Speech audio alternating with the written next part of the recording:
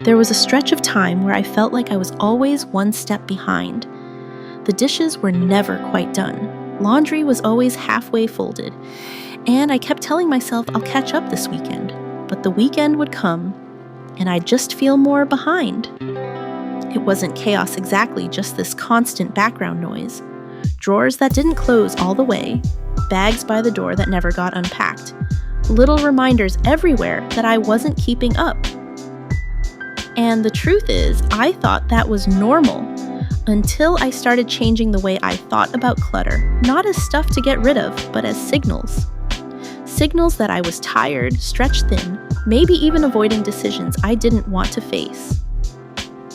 Decluttering didn't fix my life, but it gave me small pockets of control where everything else felt messy. And over time, those pockets grew. So in this video, I want to share 7 simple shifts that helped me reset slowly, gently, even on the days I didn't feel ready. Maybe one of them will meet you right where you are the way they did for me. There are days when I look around and genuinely don't know where to begin. Not because the house is a disaster, but because I'm exhausted. Every room feels like it needs me, but my body just wants to sit still. My mind even more so. I used to push through. I'd tell myself to just try harder to clean anyway, but all that did was drain me more. Now I've learned to pause. If I feel scattered, I don't start with a junk drawer or the laundry pile. I start with me. Sometimes that means taking a walk around the block. Sometimes it's a glass of water, a slow lunch, or just stepping outside for 5 minutes without my phone. Whatever reminds me that I have a body, not just a task list. Because when I'm a little more grounded, I make better decisions about what stays and what goes. And I don't spiral into why is everything a mess. I just take the next small step. If clutter feels overwhelming lately, maybe it's not your house that's messy. Maybe it's your energy asking for a reset. If clutter feels overwhelming lately, maybe it's not your house that's messy. Maybe it's your energy asking for a reset. And if that idea feels true for you, like it did for me, I think you'll really appreciate what I'm sharing next. I'm putting together a video on 25 common things to never keep in your home if you want less clutter. Not rules. Just quiet reminders of what might be weighing your space down more than you realized. So if you don't want to miss that, or you just want more gentle ways to make your home feel lighter, I'd love for you to subscribe. This is the kind of space I wish I had when I was in the middle of it all. Now back to what's helped me most. Big projects sound nice in theory. I'll declutter the whole kitchen this weekend. But by the time the weekend comes, you're already stretched thin. And the idea of pulling everything out, it's just too much. That's when I go small, really small. 1 drawer. That's it. Just one space I can open empty, wipe down, and decide, do I still need this? No pressure to finish a room. No expectations to reorganize everything I own. Just a drawer. Sometimes it's the one that catches everything: batteries, rubber bands, keys I don't recognize. Other days, it's the bathroom drawer I've been avoiding because I know there's spilled powder at the bottom. The magic isn't in how big the task is, it's in finishing something. One complete reset, even if it's tiny, reminds me that I can move forward. And once you do one drawer, it's surprisingly easier to do the next. Not because you have to, but because you want to keep that feeling going. I used to think I needed better organization. A new shelf, a labeled bin, some Pinterest-worthy system that would finally make everything stay where it belongs. But the truth is, I just needed a spot to put things down intentionally. So now, in places that usually get messy, like the kitchen counter or the entry table, I put a soft tray or small basket. Not to organize forever, just to collect the I'll deal with this later items in one place. A receipt, sunglasses, a library book. That random screw I'm afraid to throw away. Instead of scattering everywhere, these things have a temporary home. And once a day, or once a week, I go through the tray and put them where they actually belong or let them go. It's not glamorous, but it keeps the mess from spreading. And more importantly, it keeps me from feeling like I'm failing just because I put something down. Because real homes have stuff in transition. We don't need perfect systems. We just need kind ones that meet us where we are. Every home has that one zone, the drop zone, the bag you never unpack, the basket that quietly collects returns receipts, broken crayons, and things you meant to deal with last Tuesday. I used to get frustrated with myself about it. Why couldn't I just handle things right away? But life isn't always that tidy. Now I do something different. I allow one messy basket on purpose. It's the catch-all.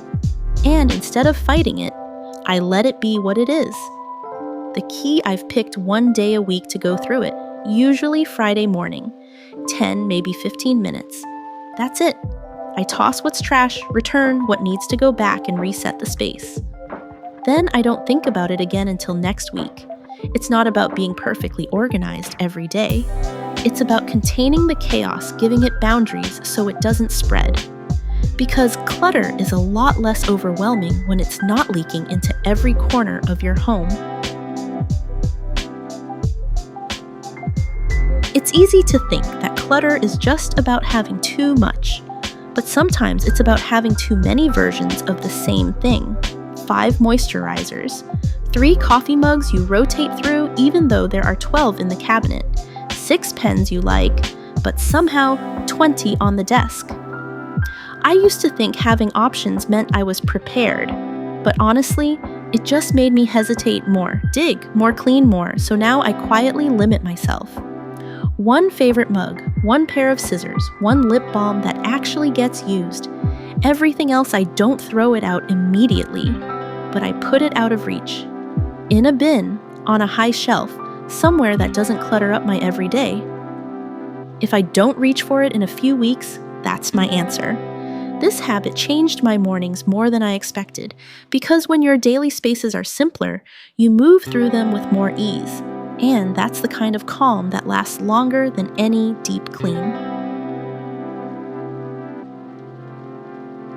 Decluttering sounds easy when it's just get rid of what you don't use.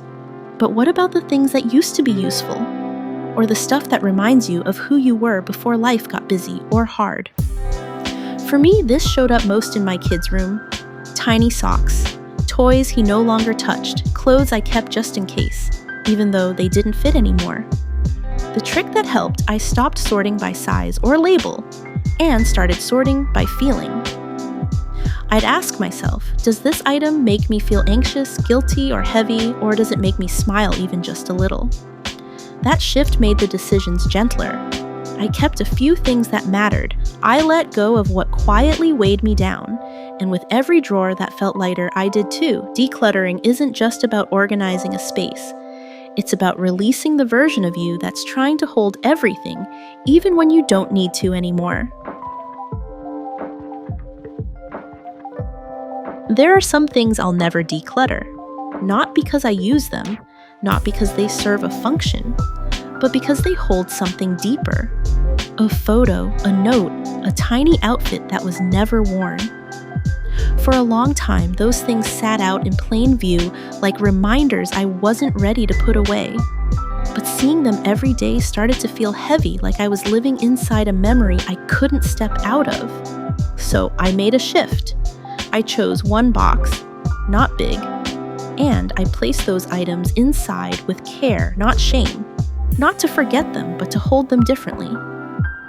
Now when I open that box, I do it on my terms. And when I don't, they aren't staring at me from the fridge or the drawer or the corner of the room. Decluttering isn't about erasing the past. Sometimes it's just about moving grief or love to a quieter place, so you can breathe where you are now. So those are the 7 habits that helped me not just tidy up, but actually feel more at peace in my own space. No perfection, no rigid schedules, just small shifts that helped me move through my home and my days with less weight.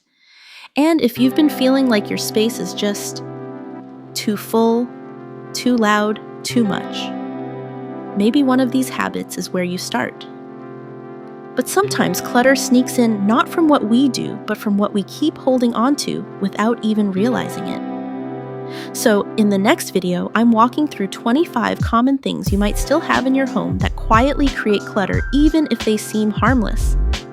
If you've ever looked around and thought, why does this room still feel messy when I've already decluttered? That video might be the missing piece. And if this one spoke to you at all, I'd love if you'd like, share, or subscribe. Not for the numbers, but so it finds the next woman who might need a little less noise in her day too. You deserve a space that supports you, not one that silently drains you. Thanks for being here, really.